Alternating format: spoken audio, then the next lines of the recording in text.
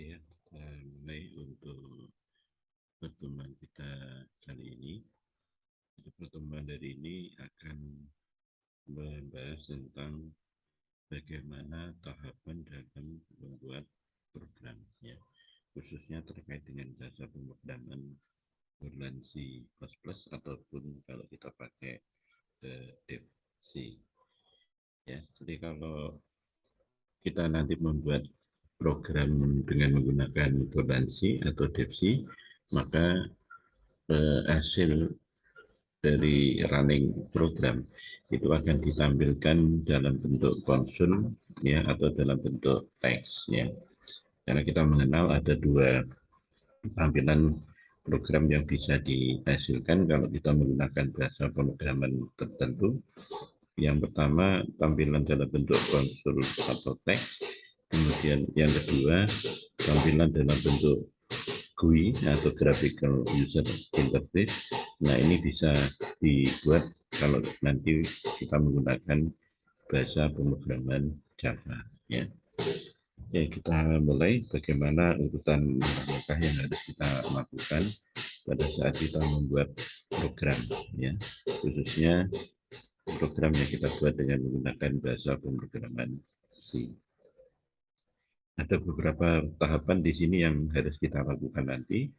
Yang pertama, kita mulai dengan menulis program, yang dimana untuk menuliskan sebuah program dengan bahasa pemrograman C, maka kita akan menggunakan tool, ya, alat bantu yang berupa editor, ya, yang nantinya program yang kita buat itu akan kita simpan dengan menggunakan nama .cpp, yang ini posisinya adalah sebagai source code atau kode program, ya, jadi .cpp atau C++. Kemudian tahapan yang kedua, kalau program itu sudah kita tulis, ya, untuk mengetahui apakah program itu terdapat kesalahan secara sintak atau kesalahan secara aturan penulisan program, maka kita lakukan langkah yang kedua, yaitu proses untuk mengkompilasi. Ya, jadi kompilasi ini kita lakukan dengan menggunakan compiler. Tujuannya adalah untuk mengetahui apakah terdapat kesalahan program secara sintak. Ya, hasil proses kompilasi ini akan menghasilkan file dengan nama .obj, ya.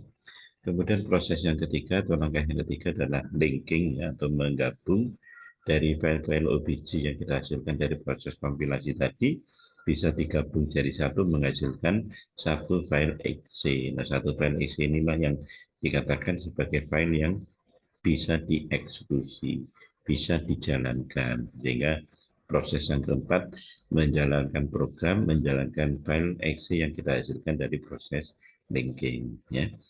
Nah, yang kelima, kalau misalkan hasil running program itu terdapat kesalahan, maka dikatakan bahwa kesalahannya itu adalah kesalahan secara logika. Kesalahan logika itu tidak ditemukan pada saat kita melakukan proses kompilasi, tapi akan ditemukan pada saat kita melakukan proses running, ya. Katakanlah hasil atau output program itu tidak sesuai dengan yang kita harapkan, ya, output program itu masih salah, maka yang bisa kita lakukan adalah dengan melakukan debugging atau pelacakan kesalahan secara logika, ya. Jadi bisa kita simpulkan di sini bahwa error atau kesalahan program itu bisa dibagi menjadi dua. Yang pertama adalah error secara sintak, ya, secara aturan penulisan. Ini bisa diketahui pada saat kompilasi, pada saat program itu sudah kita tulis, kemudian kita compile dengan menggunakan compiler. Sedangkan kesalahan yang kedua, yaitu kesalahan logika, ini baru diketahui pada saat eksekusi. Bagaimana caranya menemukan kesalahan logika? Dengan melakukan proses yang namanya debugging ya, atau pelacakan kesalahan. Jadi debugging ini nanti akan membantu kita untuk menemukan kesalahan program secara logika. Kemudian juga dengan melakukan proses debugging ini akan bisa menunjukkan kepada kita bagaimana jalannya program ya, step by step ya, setiap instruksi itu nanti akan dieksekusi seperti apa. Itu bisa kita ketahui dengan melakukan proses yang namanya debugging ya. Kemudian yang ketiga, bahwa debugging dengan melakukan debugging atau dengan menjalankan debugging, nanti kita juga bisa tahu ya, pada saat kita melakukan pelacakan kesalahan program tadi, dengan debugging itu nanti nilai atau data-data yang kita gunakan di program itu juga akan bisa dilacak, akan bisa kita ketahui, sehingga akan ketahuan kira-kira nanti salahnya itu ada di mana ya. Oke, itu terkait dengan tahapan atau proses yang harus kita lakukan dari awal sampai dengan akhir pada saat nanti kita akan membuat program. Ya. Nah, kemudian bagaimana bentuk program atau struktur program dalam bahasa C? Ya, ini saya tampilkan ya, karena nanti memang ada sedikit perbedaan ya struktur program kalau kita tuliskan dengan menggunakan Bondansi ataupun dengan Depsi ya, tapi perbedaannya itu tidak signifikan ya, tidak banyak ya, hanya terkait dengan penggunaan apa namanya device tertentu saja. Oke, jadi pada umumnya sekecil apapun program yang kita tulis dengan menggunakan bahasa C itu pasti akan punya struktur seperti ini. Ya, jadi dimulai yang pertama yang saya kasih warna merah ini sifatnya wajib ya. Jadi paling tidak apapun sekecil apapun program yang kita buat itu pasti kita akan mendeklarasikan yang namanya file leader. Ya, file leader ini dideklarasikan dengan menggunakan kata kunci include. Ya, jadi tanda pagar kemudian include. Ini akan menunjukkan file leader apa saja yang nantinya akan dipakai di program ya. Kemudian deklarasi yang kedua adalah deklarasi konstanta. Jadi misalkan kalau dalam program itu kita akan menggunakan konstanta tertentu, kita akan menggunakan variabel dengan nilai yang sifatnya konstan, yang sifatnya tetap, maka itu akan kita nyatakan sebagai konstanta dengan menggunakan kata kunci define ya. Kemudian deklarasi yang ketiga yang apa namanya bisa kita lakukan dalam pembagian C nanti adalah mendeklarasikan fungsi. Jadi fungsi-fungsi yang ada di dalam C selain yang sudah disediakan oleh bahasa C itu nanti kita juga bisa membuat sendiri. Ya, kita bisa membuat sendiri sebuah fungsi. Nah, pada saat kita nanti akan membuat fungsi, maka sebelum fungsi itu bisa digunakan, ini pun harus kita prototipekan dulu misalkan ya. Jadi kita kenalkan dulu ya. Baru setelah melakukan prototipe itu kita lakukan yang namanya deklarasi. Jadi karena pada prinsipnya kalau menurut urutan ya struktur program dalam C nanti kita mengenal ada fungsi yang memanggil, ada fungsi yang dipanggil.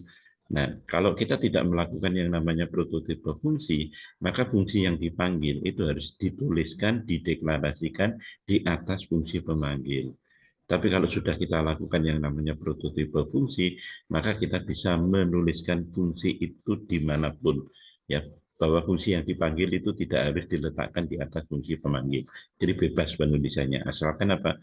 Asalkan kalau kita sudah melakukan yang namanya prototipe fungsi. Jadi terkait dengan fungsi, nanti ada materinya sendiri ya, akan kita perdalam lagi bagaimana pemahaman dan implementasi dari unit yang dikatakan sebagai fungsi dalam bahasa C ya. Kemudian deklarasi berikutnya bisa kita lakukan itu adalah deklarasi variabel global. Jadi kalau kita mengenal tipe variabel itu ada dua. Ada variabel global, ada variabel lokal. Kalau variabel global itu sesuai dengan namanya adalah variabel yang bisa dikenal di semua tempat. Ya, variabel yang bisa dikenal di semua tempat, baik itu di fungsi utama maupun fungsi-fungsi lain yang kita buat sendiri. Jadi dimanapun berada, variabel global itu akan dikenal. Kemudian untuk tipe yang kedua atau kategori yang kedua yang dikatakan sebagai variabel lokal. Kalau variabel lokal itu hanya dikenal di mana ya di dalam fungsi di mana variabel itu dideklarasikan. Kalau kita mendeklarasikan variabel itu di dalam fungsi main, ya maka dikatakan bahwa variabel itu adalah lokal pada fungsi main, hanya dikenal pada fungsi main. Kalau kita mendeklarasikan variabel itu di dalam fungsi yang kita buat sendiri, maka dikatakan bahwa variabel itu adalah lokal di dalam fungsi, hanya dikenal di dalam fungsi. Ya, nanti akan kita pelajari lebih lanjut terkait variabel global dan variabel lokal ini pada saat kita mempelajari tentang fungsi. Ya, kemudian struktur yang terakhir ya dari program yang kita buat dengan bahasa C itu yang dikatakan sebagai fungsi main atau fungsi utama. Ya, jadi fungsi main atau fungsi utama inilah tempat kita menuliskan pernyataan-pernyataan, tempat kita menuliskan instruksi-instruksi yang nantinya akan dieksekusi. Ya, nah selayaknya sebuah fungsi main pun nanti juga ditandai dengan kurung kurawal buka dan kurung kurawal tutup. Jadi semua instruksi nanti harus kita tuliskan di antara dua tanda kurung ini. Ya, di antara dua tanda kurung kurawal dan kurung tutup. Ya, kalau kita tunjukkan contohnya, ya, bagaimana kita menuliskan program dalam bahasa C dari contoh yang kemarin sudah pernah kita buat, ya. Nanti kalau kita bandingkan dengan strukturnya tadi, ya kita perhatikan di sini secara struktur atau kita pakai bulansi ya kalau tadi pakai bulansi juga. Nanti secara struktur, nah ini ya kalau kita lihat ada deklarasi file leader. Ini yang dikatakan sebagai deklarasi file leader ya. Jadi yang saya beri tanda merah tadi ini kan sifatnya wajib.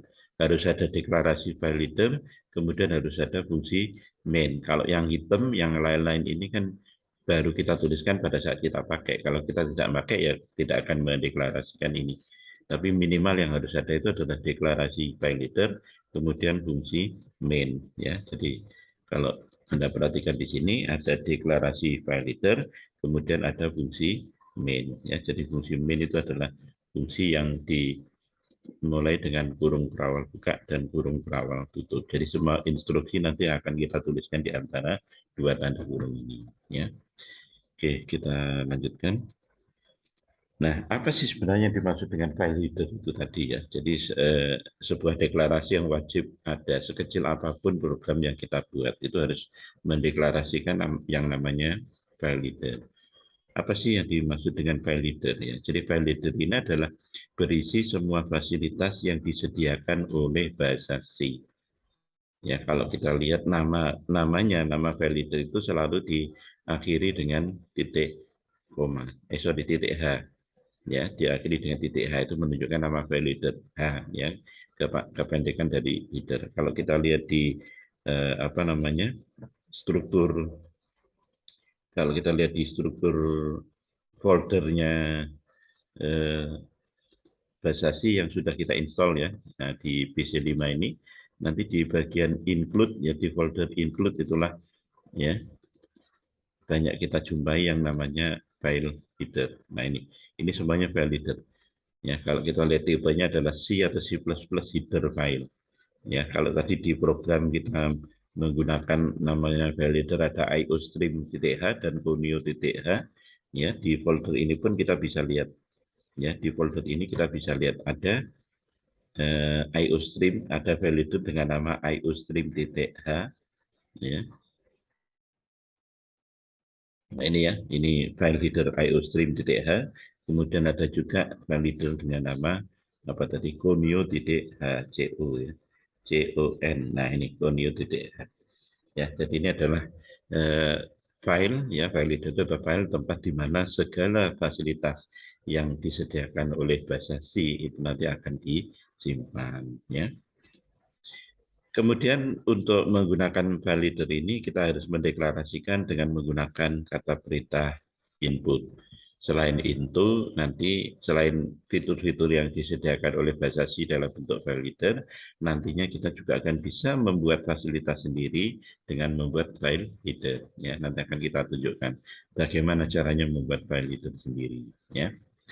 Oke, kemudian bagian kedua yang juga harus ada, ya wajib ada dalam setiap program yang kita buat, ya sekecil apapun programnya itu adalah yang namanya fungsi main. Ya, nah fungsi main itu apa? Fungsi main itu adalah fungsi utama, fungsi yang akan dijalankan pertama kali pada saat kita membuat program. Jadi nama fungsi adalah main, ya. Yang membedakan antara nama fungsi dengan nama variabel itu ya, kalau nama fungsi itu belakangnya pasti ada kurung buka kurung tutup. Ya, kemudian harus digunakan atau dituliskan dalam program. Perintah atau instruksi yang dituliskan di dalam fungsi main akan dieksekusi pertama kali pada saat program dijalankan. Ya, jadi kalau misalkan nanti kita membuat program, pada saat program itu dieksekusi, pada saat program itu dijalankan, maka yang akan dikerjakan pertama kali adalah instruksi-instruksi yang kita tuliskan di dalam fungsi main. Jadi fungsi main itu adalah fungsi yang akan pertama kali dieksekusi pada saat program dijalankan. Ya. Oke. Kemudian dalam program tadi ya, dalam contoh program tadi kita juga mengenal yang namanya deklarasi variabel ini atau deklarasi tipe data.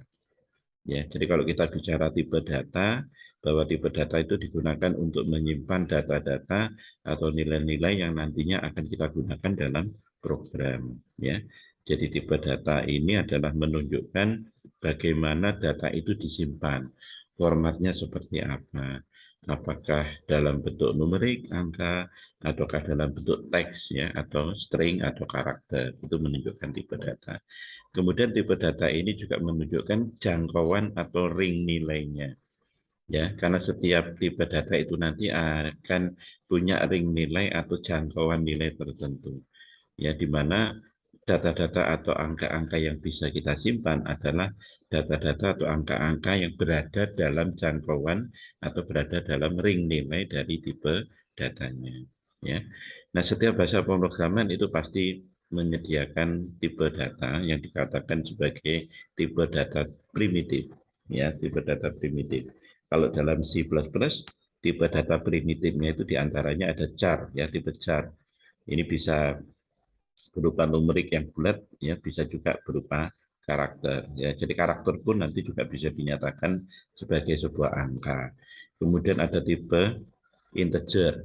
Ya, tipe integer ada short integer, ada long integer. Ini berbeda dalam jangkauan nilainya. Jadi long integer ini jangkauan nilainya lebih panjang, ya lebih banyak daripada short integer. Nah, integer ini merupakan tipe data numerik ya, angka dan sifatnya adalah bulat, tidak ada titik desimal. Yang ada desimalnya, yang numerik desimal itu yang dikatakan sebagai float dan double. Jadi dua tipe data ini, float dan double, itu dua-duanya adalah numerik dan ada titik desimal. Ya, demikian juga kita mengenal nanti ada tipe data yang namanya boolean untuk menyatakan kondisi, apakah kondisinya itu benar atau salah, apakah kondisinya itu true atau false. Ya. Nah ini yang saya katakan tadi yang terkait dengan jangkauan nilai atau ring nilai. Ya. Jadi setiap tipe data itu punya jangkauan nilai sendiri-sendiri, punya ring nilai sendiri-sendiri. Nah kalau kita contohkan di sini, ya tipe char, ya kalau kita mendeklarasikan dengan unsigned char, artinya tidak menggunakan tanda negatif, maka ring nilainya adalah 0 sampai 255. Artinya kalau kita menggunakan tipe data char, nilai yang bisa kita simpan itu hanya 0 sampai dengan 255. Tidak bisa kurang dari 0, tidak bisa lebih dari 255. Sebaliknya kalau kita gunakan sign char, ya, ini nanti akan menunjukkan ring nilainya itu mulai dari negatif sampai positif.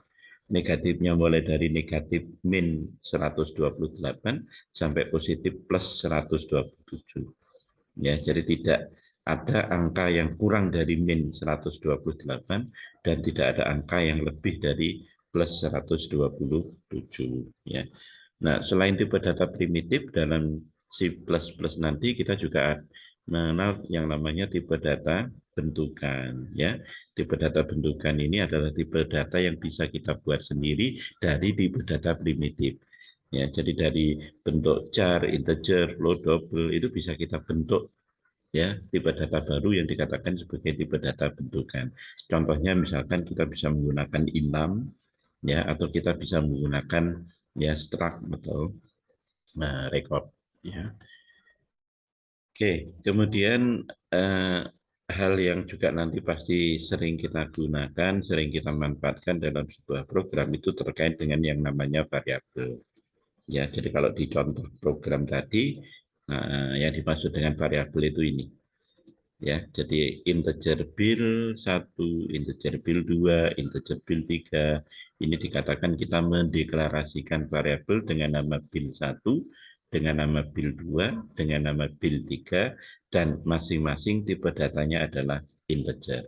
Artinya bil 1, bil 2, bil 3 nanti bisa dipakai untuk menyimpan data integer. Ya, jadi sebuah variabel itu digunakan untuk menyimpan nilai atau menyimpan data, kemudian isinya bisa diubah, ya beda dengan konstanta. Kalau konstanta itu isinya tidak boleh diubah. Jadi kalau variabel isinya boleh diubah. Kemudian harus diberi nama, ya, harus diberi nama. Contohnya ini tadi, karena pengenalan atau identifikasi dari sebuah variabel itu berdasarkan namanya. Ada bil 1, ada bil 2, ada bil 3, dan seterusnya. Jadi nanti ada aturannya sendiri bagaimana caranya kita memberikan nama ke dalam sebuah variabel, ya. Oke. Nah, kemudian cara mendeklarasikan variabel seperti apa, ya? Cara mendeklarasikan variabel bentuknya adalah seperti ini. Strukturnya adalah seperti ini. Tipe data kemudian diikuti dengan nama variabel. Contohnya misalkan di sini float rata-rata. Jadi kita mendeklarasikan variabel dengan nama rata-rata dan tipe datanya adalah float. Kemudian ada integer umum, ya, integer umur. Kita mendeklarasikan variabel dengan nama umur dan tipenya adalah integer. Ya, contoh lain unsigned char nilai. Kita mendeklarasikan variabel dengan nama nilai, tipe datanya adalah unsigned char. Jadi angkanya antara 0 sampai 255 karena kita pakai unsigned, ya. Nah, bagaimana cara memberi nama variabel? Ya, aturan yang pertama di sini mengatakan bahwa nama variabel itu adalah case sensitif, ya. Jadi maksudnya case sensitif itu dibedakan antara huruf besar dan huruf kecil. Jadi kalau misalkan kita memberi nama bil, ini berbeda dengan bil yang B-nya huruf besar, berbeda juga dengan bil yang kesemuanya huruf besar. Jadi meskipun ini secara ucapan sama, ya, bil semua, tapi karena beda huruf besar dan huruf kecilnya, ini akan dianggap sebagai variabel yang berbeda karena si mengenal konsep yang namanya case sensitive, ya. Kemudian harus dimulai dengan huruf, ya, harus dimulai dengan huruf. Jadi tidak boleh misalnya kita memberi nama variabel itu satu bil, ini nggak boleh karena tidak dimulai dengan huruf. Tapi misalkan bisa bil satu. Ya, kalau satu bil ini tidak boleh karena harus dimulai dengan huruf, ya. Jadi yang betul adalah bil satu. Kemudian tidak boleh menggunakan karakter-karakter khusus, ya, tidak boleh menggunakan karakter-karakter khusus. Contohnya misalkan kita tidak boleh menggunakan karakter kali, karakter bagi, karakter min, ya, karakter plus, dan lain-lain. Ini tidak boleh digunakan untuk mendeklarasikan variabel. Kemudian juga tidak boleh menggunakan spasi, ya, tidak boleh menggunakan spasi, ya. Nah, intinya dalam memberi nama variabel, kalau misalkan variabel itu terdiri dari satu kata lebih, ya, lebih dari satu kata, dua kata atau lebih, kita tidak boleh menggunakan spasi. Misalkan variabel apa ya, kita kasih nama nomor telepon misalkan, kita tidak bisa memberikan nama seperti ini, nomor telepon, karena mengandung spasi. Tapi bisa kita pakai yang namanya karakter ini, boleh menggunakan karakter garis bawah atau underscore, ya. Jadi bisa kita tuliskan misalkan nomor underscore telepon seperti ini, ya. Jadi prinsipnya tidak boleh menggunakan spasi. Kemudian tidak boleh menggunakan kata kunci yang digunakan oleh C++. Contohnya tidak bisa menggunakan nama variabel itu dengan nama if, ya, memberi nama variabel itu dengan nama for, memberi nama variabel itu dengan nama while, ya, itu nggak boleh karena itu semuanya adalah kata kunci yang digunakan oleh C++, ya. Oleh karena itu dalam memberikan nama variabel nanti rekomendasinya adalah seperti ini. Hindari penggunaan nama yang hanya satu karakter. Jadi jangan sampai kita memberi nama variabel itu A, B, C misalkan, karena nanti kita akan kebingungan sendiri. Variabel A itu digunakan untuk apa, variabel B itu digunakan untuk apa. Ya, kenapa? Karena sebaiknya memberi nama itu sesuai dengan nilai yang disimpan. Kalau kita membuat variabel untuk menyimpan alamat, misalkan ya, jangan diberi nama A, kasih aja nama alamat. Misalkan. Kalau kita membuat variabel untuk menyimpan data umur, misalkan ya, jangan diberi U, misalkan ya nama U, tapi beri aja nama umur. Jadi diberi nama sesuai dengan nilai yang disimpan. Ya. Nah, berbeda dengan variabel, ya kita mengenal nanti juga ada variabel yang nilainya selalu tetap, yang dikatakan sebagai sebuah konstanta. Ya, jadi konstanta ini sebenarnya juga variabel, hanya yang membedakan dengan variabel bahwa isi dari konstanta itu tidak bisa diganti. Ya, jadi tidak diperbolehkan mengganti isi dari konstanta. Jadi nilainya harus selalu tetap ya. Kemudian untuk mendeklarasikan konstanta ini kita bisa menggunakan kata kunci define ya. Kita bisa menggunakan kata kunci define. Jadi variabel yang pada pendeklarasinya itu dimulai dengan define ya, itu menyatakan bahwa nilai dari variabel itu sifatnya tetap ya. Jadi tidak berubah ya. Oke, itu yang pengenalan awal yang terkait dengan program ya. Jadi kalau nanti kita membuat program dalam bahasa C, minimal Anda semua tahu bagaimana bentuknya ya, bagaimana strukturnya terkait dengan program yang kita buat dengan menggunakan bahasa C. Jadi minimal ya dari struktur ini yang harus ada, yang wajib ada adalah yang warna merah ini. Jadi ada deklarasi variabel ya minimal, kemudian ada penggunaan fungsi yang namanya fungsi utama atau fungsi main ya. Jadi nanti setelah materi ini ya step by step nanti tahap demi tahap akan kita pelajari bagaimana cara kita membuat program dengan menggunakan compiler baik itu Polanyi ya maupun Depsi ya, karena sama-sama merupakan bahasa C, ini sebenarnya tidak ada perbedaan yang signifikan ya terkait penggunaan compiler antara Polanyi dan Depsi. Oke ya, untuk pertemuan kali ini kita akhiri. Ya, nanti kita lanjutkan lagi dengan materi berikutnya. Terima kasih. Assalamualaikum warahmatullahi wabarakatuh.